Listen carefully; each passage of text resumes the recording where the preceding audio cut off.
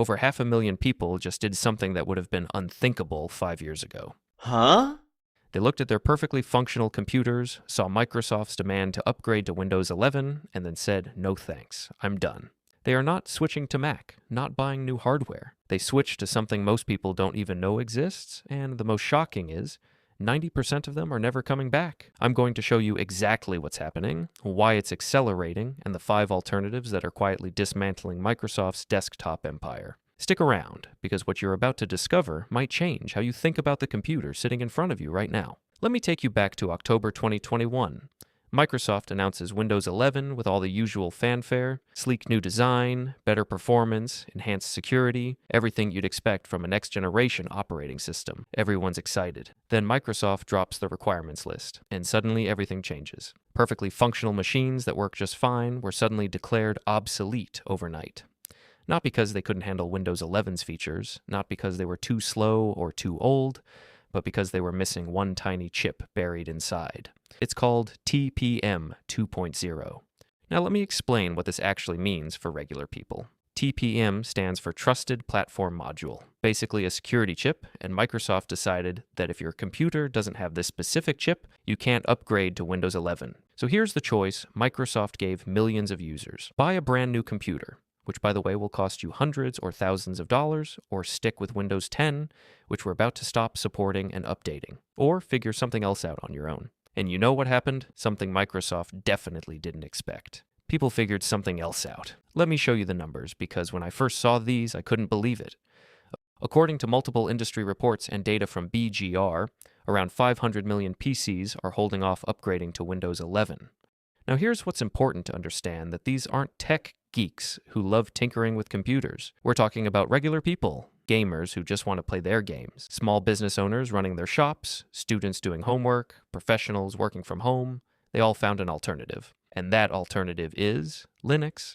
Now, before your eyes glaze over thinking, oh, that's that complicated computer thing for programmers, hold on, because what I'm about to show you is going to surprise you. Let me start with the biggest objection that's kept millions of people locked into Windows for literal decades. If you want to play games, you need Windows. For years, this wasn't marketing hype, it was absolute truth. Here's why. Game developers build their games using special tools and technologies. One of the most important is called DirectX. It's basically the language that tells your graphics card how to display games. And Microsoft owned DirectX exclusively, which meant if you wanted to play games, especially new graphically intensive games, you needed Windows. There was no other option. Now, Linux, which by the way is basically a free alternative operating system that's been around for decades, was always known for running servers and being used by programmers. It was powerful, sure, but gaming? Forget about it. Game developers didn't even bother making Linux versions because, well, who would play them?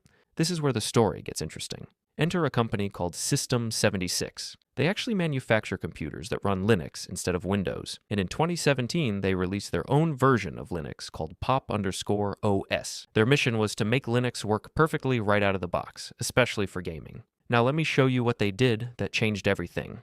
You know how on Windows, when you install a graphics card, you have to hunt down drivers, run installers, restart your computer like 3 times? Pop!OS said, forget that. Install Pop!OS on a computer with an NVIDIA graphics card, which is one of the most popular gaming graphics cards, and boom! The drivers install themselves automatically. No commands to type, no forum posts to read, no tech support calls. It just works. In 2018, a company called Valve, you might know them as the people behind Steam, the world's largest PC gaming platform, they released something called Proton. Now let me explain what Proton actually does, because this is genuinely revolutionary. Proton is basically a translator. It takes games that were built for Windows and translates them in real time so they can run on Linux. Oh, it's like having a simultaneous interpreter for your games. And here's the number that blew my mind. As of late 2025, over 85% of Steam's entire game library, we're talking tens of thousands of games, now runs on Linux. Not just runs, but often runs better than on Windows. Now, let me show you the actual numbers from independent testing. In 2025, tech benchmarkers ran the same games on Windows 11 and Pop!OS, using identical hardware. The results? Pop!OS delivered between 8 to 30% faster frame rates. Think about that, the same computer, the same game, but smoother performance just by changing the operating system. Why does this happen?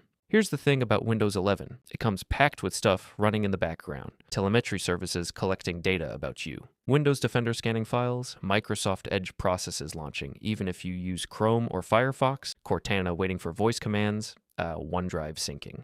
All of this is eating your computer's resources while you're trying to game.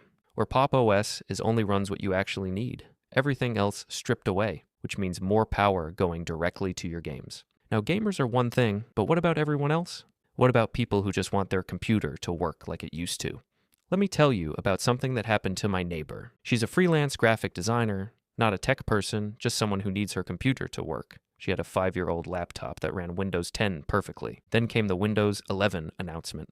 Her computer didn't have the TPM chip. Microsoft basically told her, "Your computer is obsolete and you have to buy a new one." She called me frustrated. "My computer works fine. I just updated it last year. Why would I spend $1,200 on a new laptop?"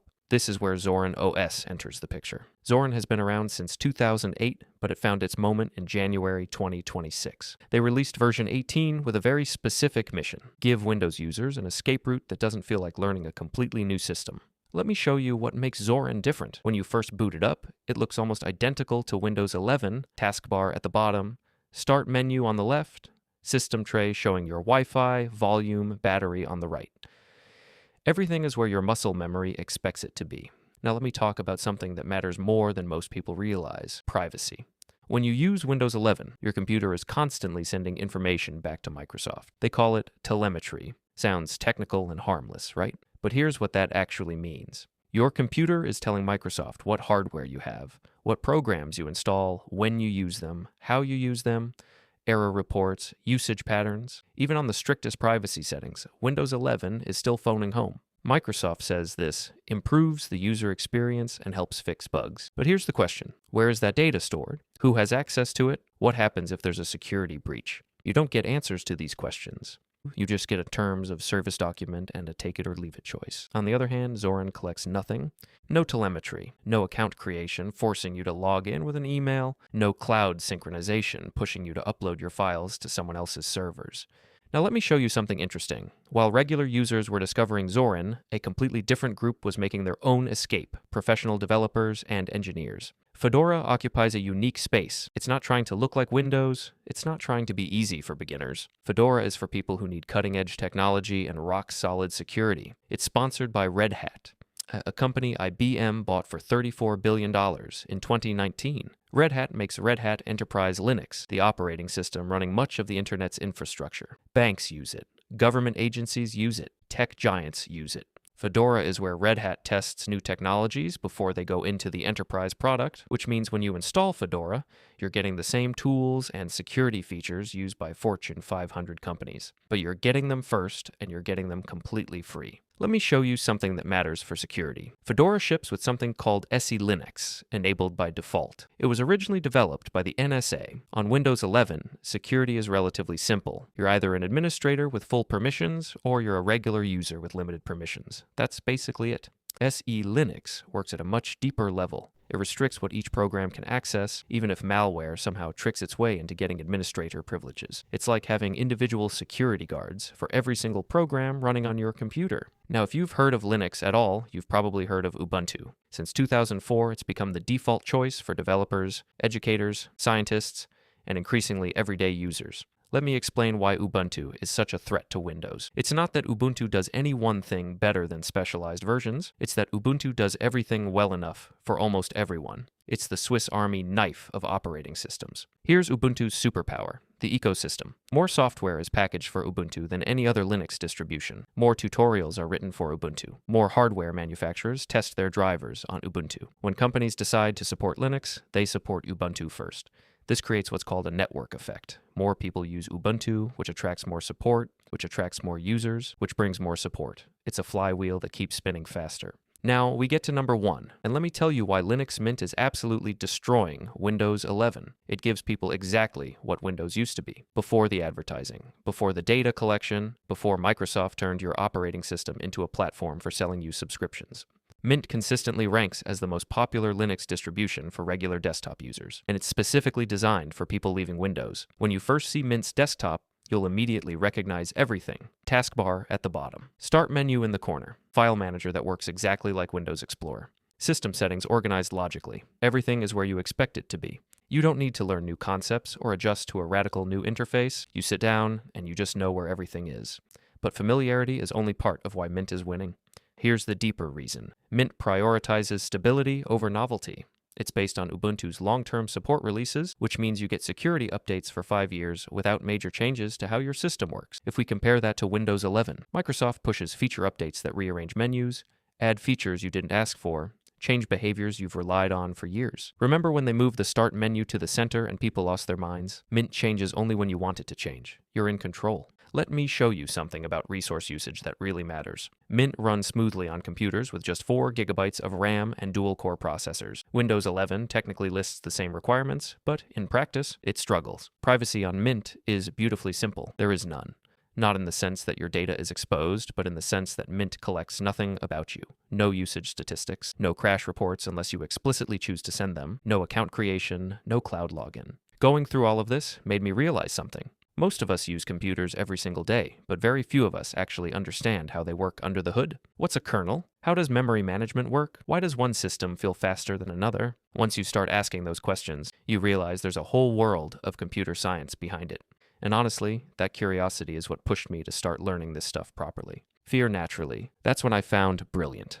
What I love about Brilliant is how genuinely hands-on the whole experience is. Unlike traditional learning, where you're just passively watching someone explain concepts, Brilliant helps you excel in math and coding through step-by-step interactive lessons and personalized practice. Here's what really impressed me. All the courses are crafted by world-class teachers from MIT, Harvard, and Stanford, and they're designed for literally everyone, whether you're 10 years old just getting interested in coding, or you are 110 years old and want to finally understand how AI actually works. I've personally been going through their algorithmic thinking course, and I've got to say, the way they break down complex programming concepts into these interactive, manageable lessons, it just makes everything click in a way reading documentation or watching YouTube tutorials never did for me. Brilliant makes the learning process genuinely enjoyable instead of feeling like work. To learn for free on Brilliant for a full 30 days, go to brilliant.org/Nixtira, scan the QR code on screen, or click the link in the description. Brilliant's also given our viewers 20% off an annual premium subscription, which gives you unlimited daily access to everything on Brilliant.